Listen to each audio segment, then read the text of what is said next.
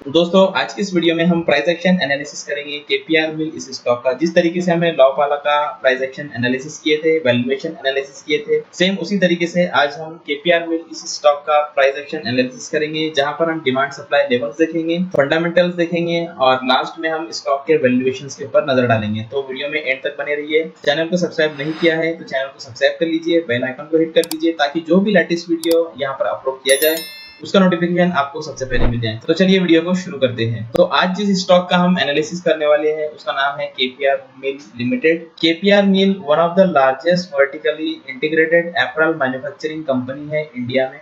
Company produce करती है yarn, needed fabric, readymade garments और विंड पावर। तो ये छोटी सी इन्फॉर्मेशन थी कंपनी के बारे में जो कि हमने स्क्रीनर.इन इस वेबसाइट पे देखे। मार्केट कैपिटलाइजेशन अगर हम यहाँ पर देखें तो 20,916 करोड़ का मार्केट कैपिटलाइजेशन है। फिलहाल स्टॉक का जो प्राइस है वो है 602 रुपये। स्टॉक का जो पी है वो 25.7 का है, जबकि हम इंडस्ट्री का पी देखें तो अप्रोक्सीमेट यहाँ पर 19 का पी है। तो पी के कंपैरिजन में अगर हम यहाँ पर देखें तो स्टॉक थोड़ा सा ओवर वैल्यूड हमको नजर आ रहा है। डेप टू नेटवर्थ यहाँ पर 0.36% का है, वहीं डेप टू इक्विटी रेशियो यहाँ पर 0.36 का है। 5 ईयर्स का अगर हम पी देखें तो 14.2 का है। ईपीएस यहाँ पर 23.8 का है।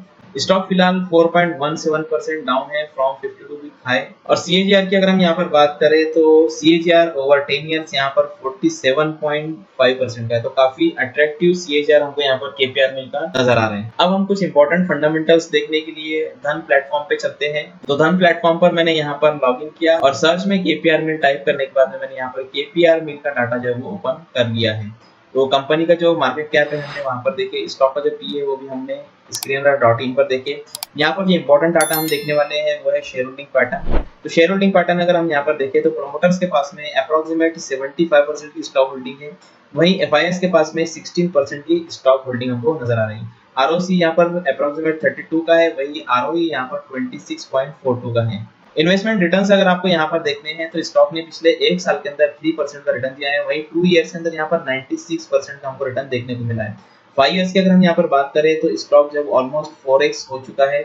मार्केट कैपिटलाइजेशन के हिसाब से अगर हम स्टॉक को देखें तो स्टॉक लार्ज कैप से बिलोंग करता है। सेक्टर और सब सेक्टर की अगर हम यहाँ पर बात करें तो स्टॉक रेडीमेड गारमेंट्स और अपैरल से बिलोंग करता है। एक नजर हम यहाँ पर फाइनेंशियल्स पर डाल देते हैं तो 2017-18 में यहाँ पर जो ईपीएस था वो 39 का था, वहीं पर 2019 और 20 में ईपीएस बढ़कर के 53 का हुआ था। उसके बाद में अगर हम देखें तो स्टॉक का जो ईपीएस है वो हमको काफी गिरता हुआ नजर आ रहा था। तो ये जो ईपीएस के अंदर गिरावट है ये कोविड-19 की वजह से भी हो सकती है। उसके बाद में ईपीएस देखिए यहाँ पर जो हमको ईपीएस के अंदर 21-22 के अंदर ग्रोथ देखने को मिला है। तो स्टॉक के फंडामेंटल्स और रिटर्न का अगर हम देखें तो स्टॉक यहाँ पर हमको थोड़ा सा अट्रैक्टिव नजर आ रहा है। अब हम चलते हैं चार्ट एनालिसिस की तरफ। तो चार्ट एनालिसिस के लिए हमको यहाँ पर ट्रेडिंग व्यू इस ऑप्शन पे क्लिक करना होगा। ट्रेडिंग व्यू पर क्लिक करने के बाद में आपके सामने चार्ट ओपन हो जाएगा। जिस तरीके से ट्रेडिंग व्यू में चार्ट ओपन होता है सेम उसी तरीके का चार्ट आपको यहाँ पर देखने को मिलेगा। तो चलिए अब हम करते हैं टेक्निकल एनालिसिस। तो यहाँ पर मैंने मंथली चार्ट ओपन किया। मंथली चार्ट पर अगर आप स्टॉक को देखोगे तो पिछले एक साल से स्टॉक के अंदर हमको गिरावट देखने को मिल रही थी। यहाँ पर मैंने एक ट्रेंड लाइन को ड्रॉ किया और ट्रेंड लाइन का ब्रेकआउट जो है वो इस वाली कैंडल में हमको देखने को मिला और पिछले कुछ महीनों से यहाँ पर स्टॉक जो है वो कंसोलिडेट कर रहा है। तो स्टॉक की जर्नी अगर हम यहाँ पर देखें तो स्टॉक में हमको एक यहाँ पर बेहतरीन अपसाइड का मूव देखने को मिला था और ये जो रिटर्न था ये था 10x के अराउंड में।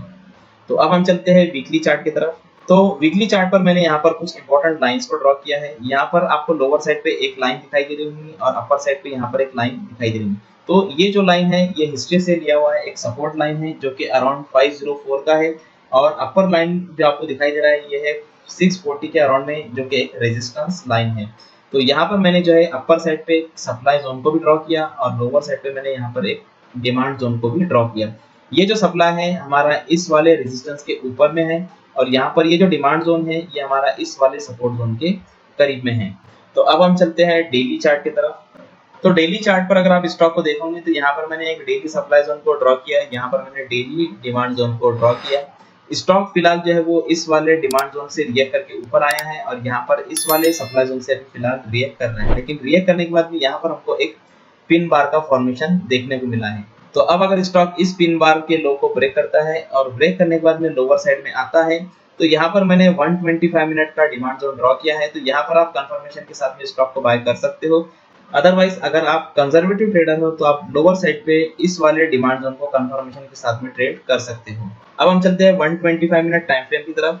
तो 125 मिनट टाइम फ्रेम पे मैंने जो भी आपको बोला कि इस वाले डिमांड जोन पे आप जो है वो एक कंफर्मेशन के साथ में एंट्री ले सकते हो। लेकिन अगर आप एग्रेसिव ट्रेडर हो और डेली इनकम करना चाहते हो तो आप इस वाले डिमांड जोन पर भी नजर रख सकते हो। लेकिन ये जो डिमांड जोन है थोड़ा मुझे वीक नजर आ रहा है, क्योंकि यहाँ पर जो है वीकली सप्लाई जोन से प्राइस जो है वो आ रहा है, तो उस वजह से ये जो डिमांड जोन है ये वैनिश हो सकता है। कि आप इस वाले डिमांड जोन के ऊपर नजर रखिए, अदरवाइज आप इस वाले डिमांड जोन पे भी स्टॉक को बाय कर सकते हो। तो जहां पर भी आपको स्टॉक को बाय करना है तो आप कंफर्मेशन के साथ में ट्रेड लीजिए।